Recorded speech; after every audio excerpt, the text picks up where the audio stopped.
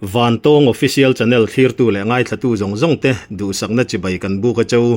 voin hi mim kut thla September ni som thole ni sang ni som ni paliania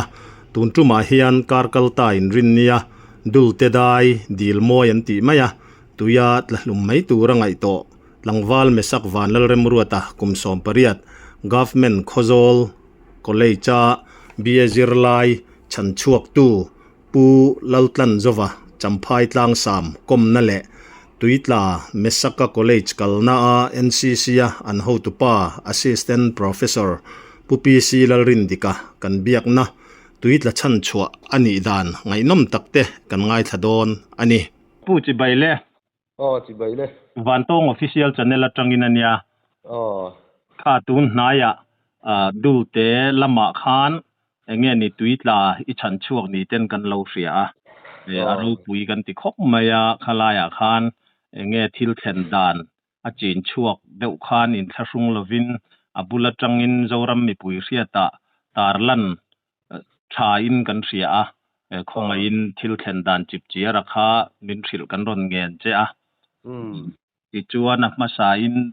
ming le khuate ni eng na thok ngai ni ti te kha min thil thayem thil the ka ming hi la tlang zawa ani a champhai tlang sa ba oma na han tho ti hen motor khal vel hi ani ma ka na tho eng motor nge tu na iwan lai motor hi chu par te hi kan nei ve a chu vel khal chu ni do mai ti chuan kha kan lo riat dan khan tungkar in rin ni tunin rin ni kal ta khan tuitla kha I chan chuak ni in kan lo ria kha thil thlen dan chip chiara bulatang khan enge ni a chin chuakin khonga in min lo sil sakla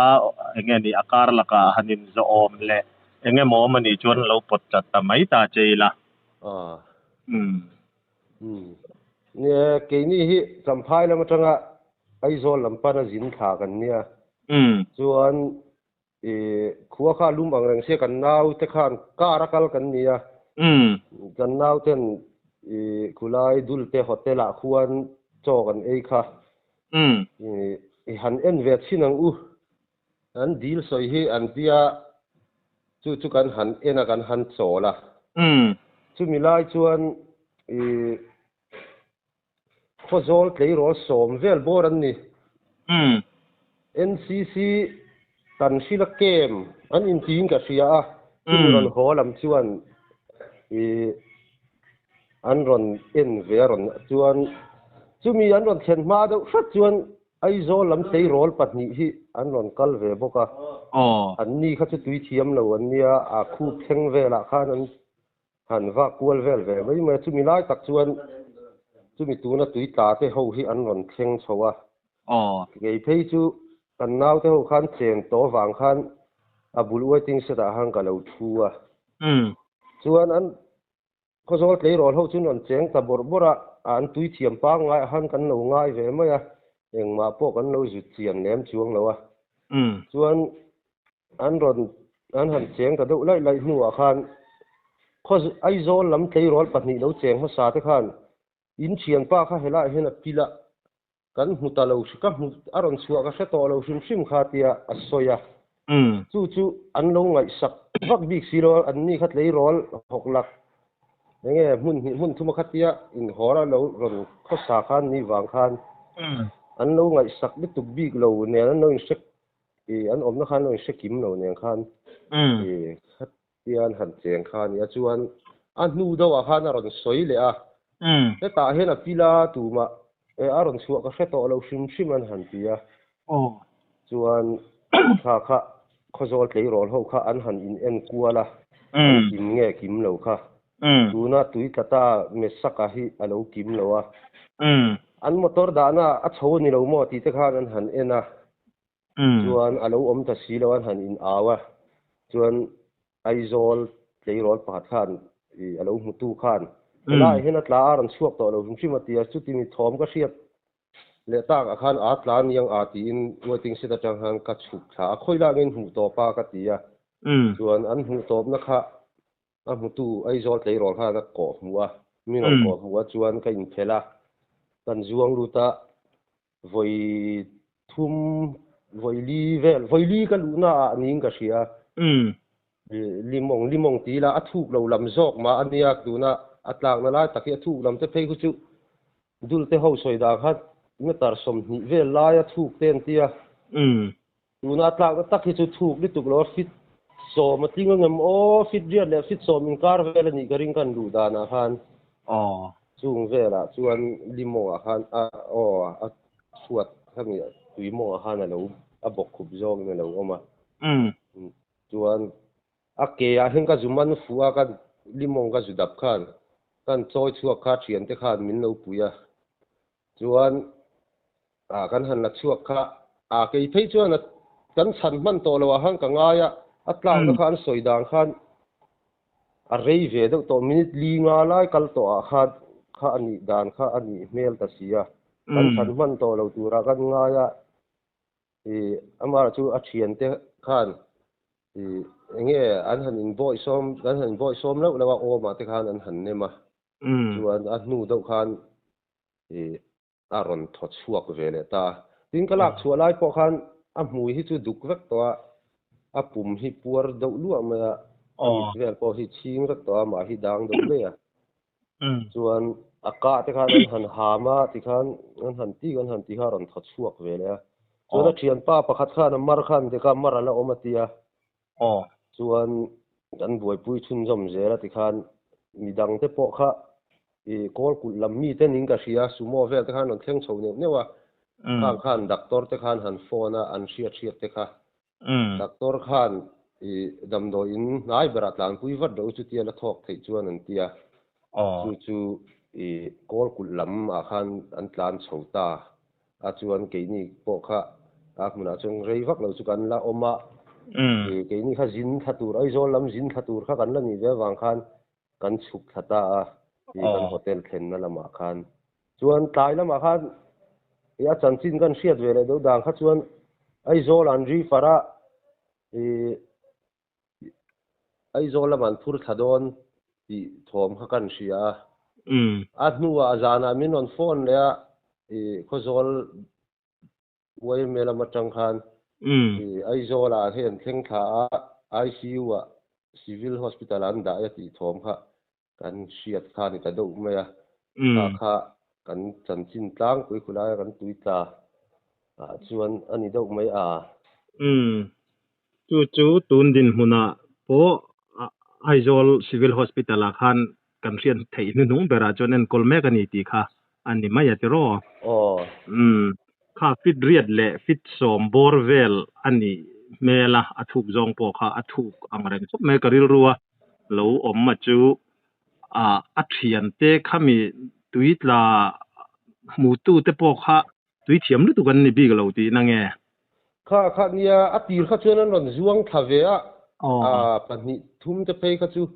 tui thiam pa ngai ve han ka ngai me ma ro chu an ma ni ham hai to nge kha tia atla an han ti khan an lut thei ta lo nge ke ma ha min ring ta thop ti kha chu ka het chuang lo a ma ra chu a tui te po hin ne han hleu thiam ve mai te chu tam ta kan o ma ra chu a lu han lut ve ngai dang chi do hi chuan an lo thiam chi lo nge o te khat tir ril ru ve ta mai maya ni etro nang kha chu hanin zot ila khilai tlang sam te chu no pan te ta tanga tui pui vela cheng thang kha in niang te ro tiau vela te tui thia pa ngai pathian rem ruat po ania ngai ta ila chu in kal le van duaina an to anin rual chi anang tui thia min lo om akha khalaya tuit la om nia hriat le izuan lu inkara kha tuyat la ti an han soi le izuan lu inkara kha mini tengzat vel nge niang achia kha kan sa thero kan rin thu do kha ai zol lei rol te khan aron zuan lu khan apil ngal wang aron chuak to lo hrim hrim atia lo hu khan khami inkar ka zuan lu ne na inkara kha chu minute nga bor chu kalmayang aga tia kha atla ta kha ani do kha chuan hu po khan lo om si lo kha ama po kha kan lo in zot le ta lem chiang lo eng ang ve nge kalang a hu na khati po kha kan lo in zot lem lo ni nga bor te chu tura kan nga chuan izuk lilu tumeng zanna nge izuk mu kan ti kha nia kha ke po hi ka thi sel lo li tu ka kha mi tum kha chaw raw do in ai zol kal ka nia ka ti tang kho sik neng khan ui chung lu kha ka tu ni dang ang lo in ka lu po ka lu drei thei thei lo ka sa tiam voi li ka lu na ka zu khoi fu akala suak ngal ani chu akara khatui tla khatiang ang atan khachuan are yang reng khop main ka ria chuti laya nung dama khatiang anga in han chan chuak theya kha aro pui tak zet zeting ka ria apathiam puina te ania te po ngai tai la tro ang po ni selani e tun laya dil le lui sim si manga te po khatiang ang chen hi atam maya film khur taka kan chena kanin nga event plan deuh te po kha a thain ka ria kha a thian te po kha nan han khelok lova kong le lama kha thil thleng thei ve deuh chunin ka ria mixing tu ma hanin ngai sak em chuang lowa lim taka tui cheng tlanga khananin da ve te po angai theyanga te ro nia ke ni po hi kan lo kal kha kan lo tum jok to an ron khen khan kan dau te ho ka phur ho te kha kal kha tong u ka tia voi ni voi thum lai ha ka zu awa an ni khan khuwa lum em ei rei vak lo chila omang kha an ti zela wa khan lo la thu jok kan nia kal kha kan lo tum man to jok ka tian dem ruat te tak te po ni ang ni kan lo la kha tu tan po van nei na khalai dil akha engtia zau nge tin khoi lai hmuna om nge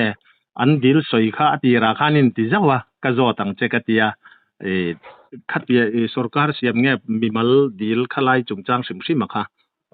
min han thil le la kong siam ho ina lung an la khuar ania fulai te ne tu lo tam to alian ve ang ranga dung ringot po ku ai adung le wang ku inti ang do ku na bial do puma fit som riat tan tlang vel ve chu ni garing adi la ku kong pu ya tang khana hlai du te pe lai ve la mai ya dul te ai zo lama tanga chho chuan kumi kol kul daivat na daivat kong bypass kong akal lawin kong lui tu na dul te lam kong a chho kilometer chan ve le ka kong sir ma ya thuan ani chu khami tuitla I chan chu dan chungchanga khan enge mohan soi mai zau angte kan nei omem nei om po selo ang po ni sela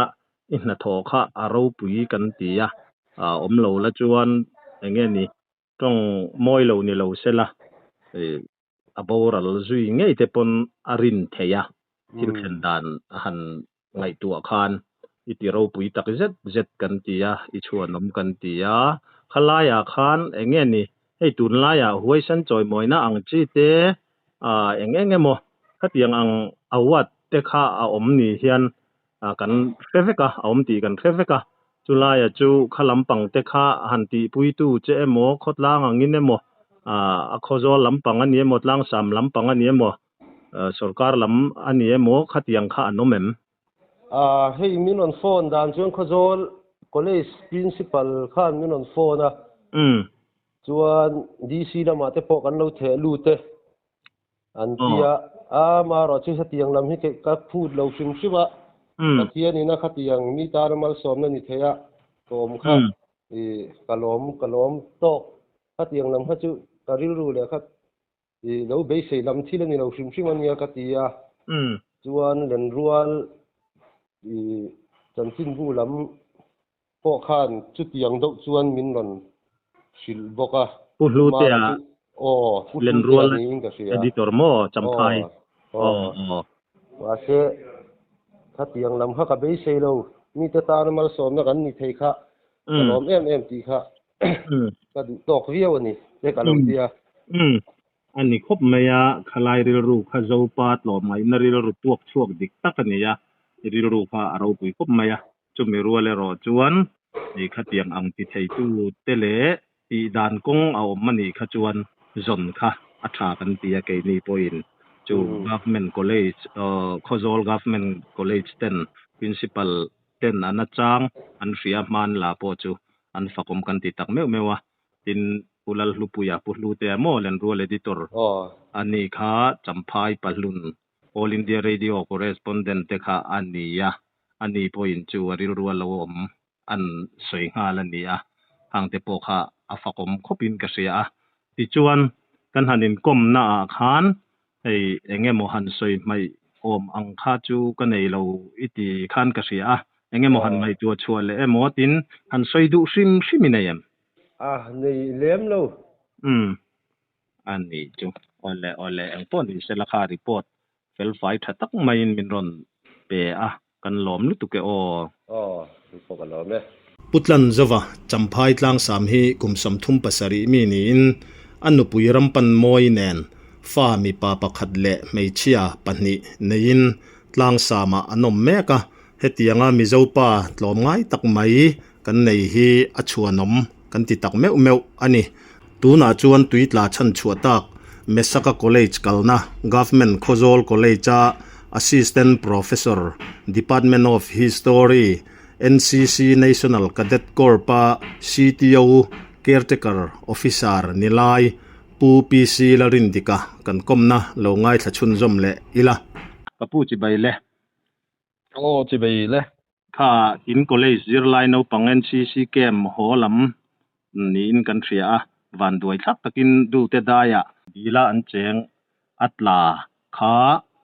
a chan chuak tu pa kom na kha kan han nei to a chulaya chuan ei nangni lampang kha aron bia po chewa thaing kan thria a khonga in thil thlen dan le hami in zirlai no pang tuitla chungchanga kha an chan chin te in enge an zuk ti te le tun thenga khami kan lo hriat danin awat te po chan chuak tu kha dil sak in tum ni in kan lo hria a chu alomom khopin kan han hria ke ni lampo in lom thu kan an hril masadu chewa ti chuan ka han soita kang khan atlang puya kha a chin chuak khan min han hril thei kha kan ron ngen che ani ole nia hei van doina kan tok pal chat maya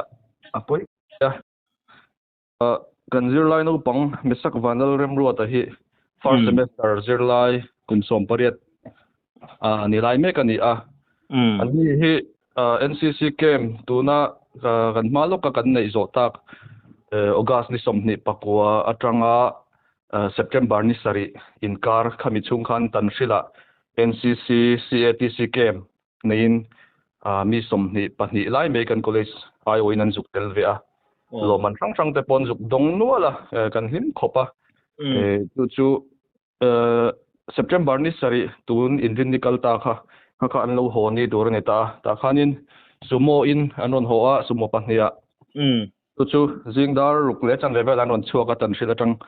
chuan ke fanga choten ei fela chuan ti chuan anon thleng ma don hle ka lo tia ke hi Khozol lama ka lo oma anon thlen har don lo hi ka tiang ei thatakin ka lo oma ni chuda chuanin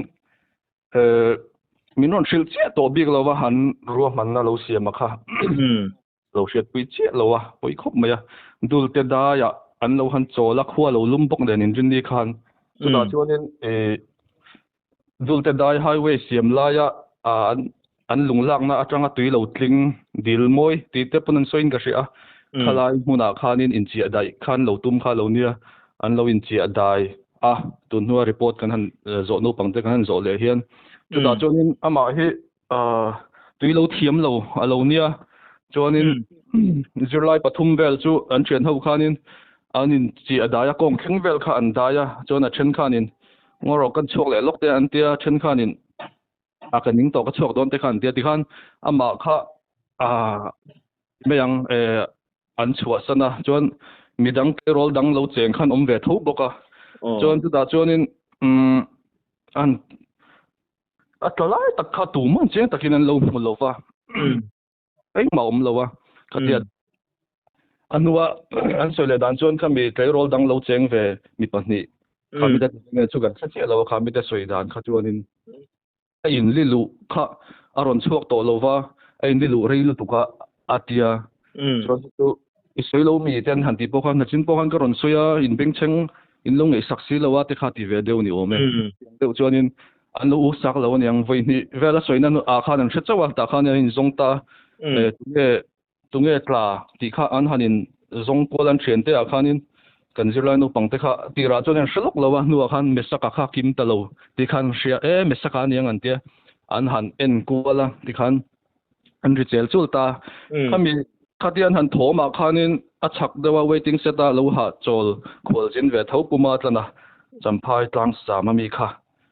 ti kha alo beng var lawa aron plan thla a an tia chuan khoi lai zo ange tia an li luna lai zo na kha an lo hrila chung lai a chuanin a thuk lai tang hian an yanga atia puma tlana kha patlom ngai le huaisen tui thiam tang mai kha ni a thuk lai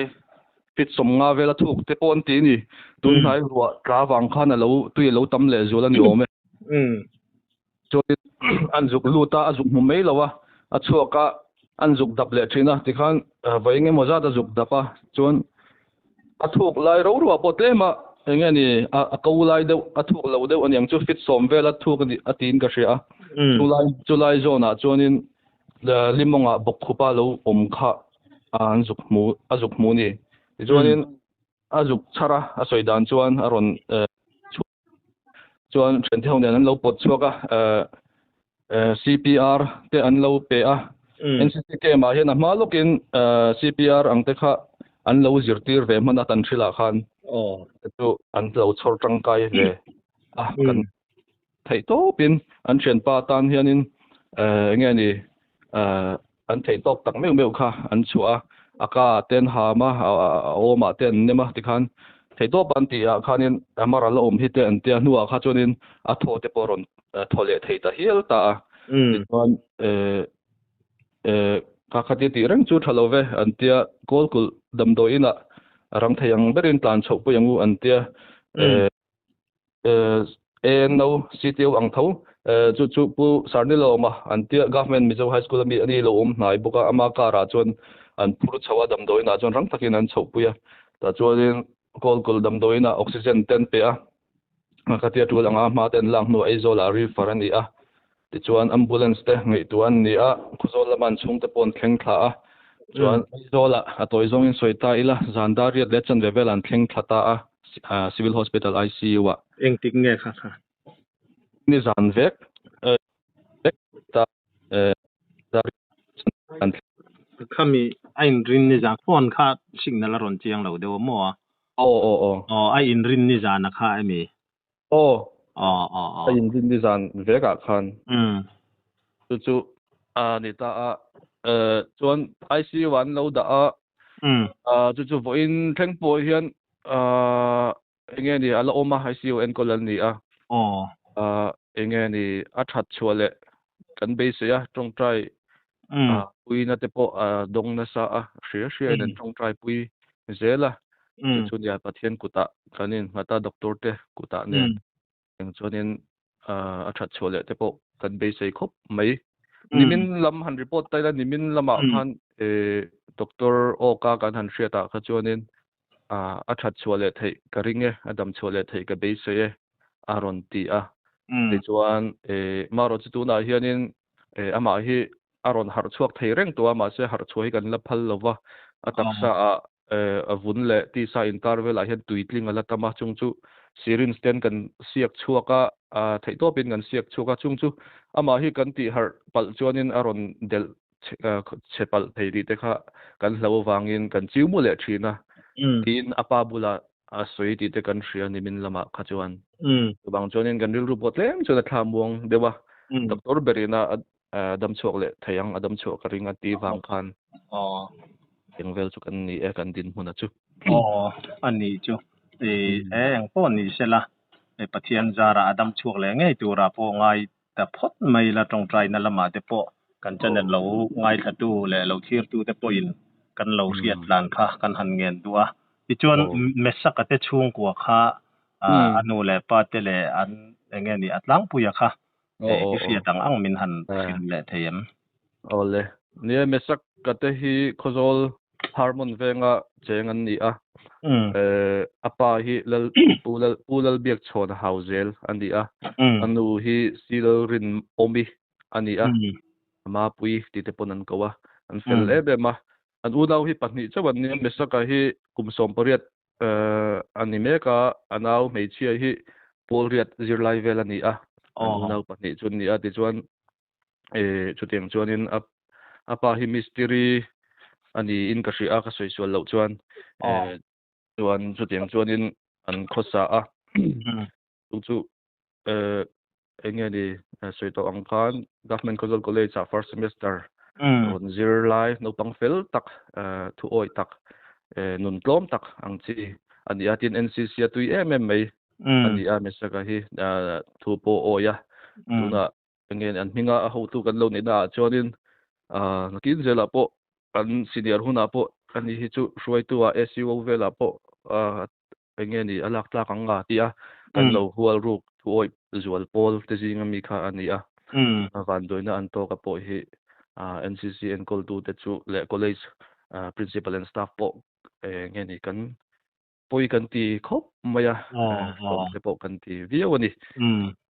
ani chu ni ama kha kha in soi mang le tin NCC ya te po tel hi chu no pang azir la ya po atlema a fel deuh te hi an ni du in kan ria ke ni te po kan college kan line kan lo ti ve zak zak to a ti chuan sarin dik kan ti mai chengai tingang ko te ka thelo ka ti sur pal pon min lo ngai dam na in college khan khami a chan chuak tu pumatla na kha huaisen lo man te kha awat in dil pui ni te khan kan ria khami chungchang a kha arem chan angin min han ril le theyan ni hei pumatla na hi a thei angin atira khan no pang ho khan in an chi aya wangin a number lang chang khan lo hrelowa chuan chu Facebook te khan post kan siama mizo special report enge ni toizoi pu vana group an ti mai mi khani ang chia khan adar zau thei turang khan ama zon na le lom thuan soide te kha kan chua chuanin an huwa mitlom ngai te zara number kan nei thei ta a chuta chuanin kan han be popa kan han in kom to a lom thu te kan han soya maro chu khata top mai kha kan tum lawa enge mo ama ta na han malak theina choi moin ang chi om thei ang te khatiang te po kha ril ruwa chuan enge ni kan tum me kan ni khozol college ming ang po in anianga tin district ming ang po in anianga maro chu kan district hi khozol district hi district thar kan ni ta a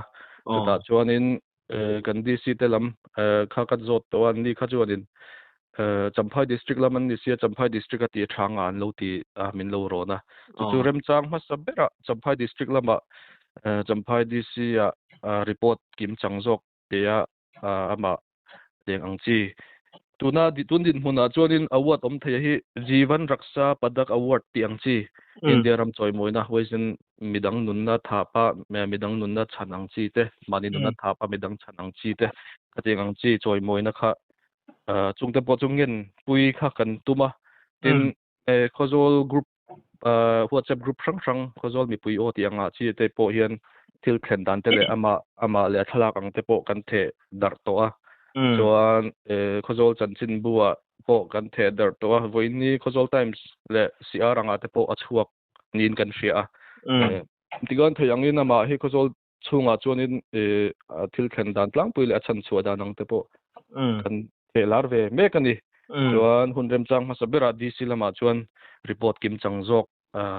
an la pek chu kan tumani chu tundin huna kan malak to danang chu ani dewani chu ole kha report a fel fai kim toy fel thakop maya kan lom tak me wani pumatla na kha mizo pa tlom ngai tak mai ani ti kha ke ni point kan biak na tangin kan hmuwa choi mo ya phu tak me ni in kan ria a khatiang anga in malak na te khan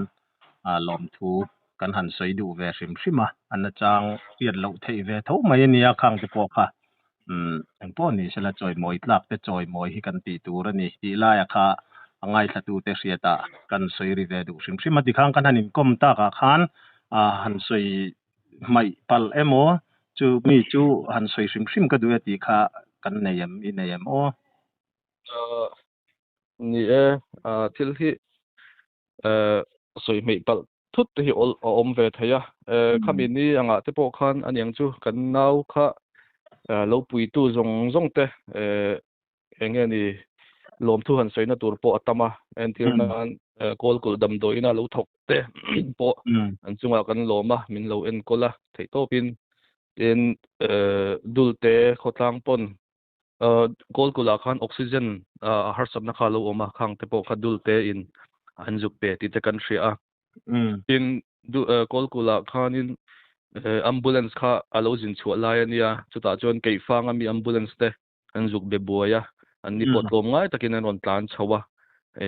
kei fang ambulance mangin aizol po hi thlen thlak ani a tin misakate veng khozol harmon branch wayme ten na sa takin man la a tul ngai zong an ti a khozol branch harmon branch wayme te chunga po kan lo khop mai ti te kan soitel du bokani kan han bel le du chu misak a hi kan na wa hi hemi injini tlai injini zana civil hospital la anjuk ICU wa man lo admit a hianin a thiante a kem puite a bikin aizol lama NCC lama an throi tu te ho TUC college an throi tu te an NCC member puite Rangbana college te khang chi khan an lo muaka an fak om maya in NCC lama aizol lama kan ho tu te sarwala te sarkima pukima te ho te tiang chi khan kan chan chin ngai vena min zo drenga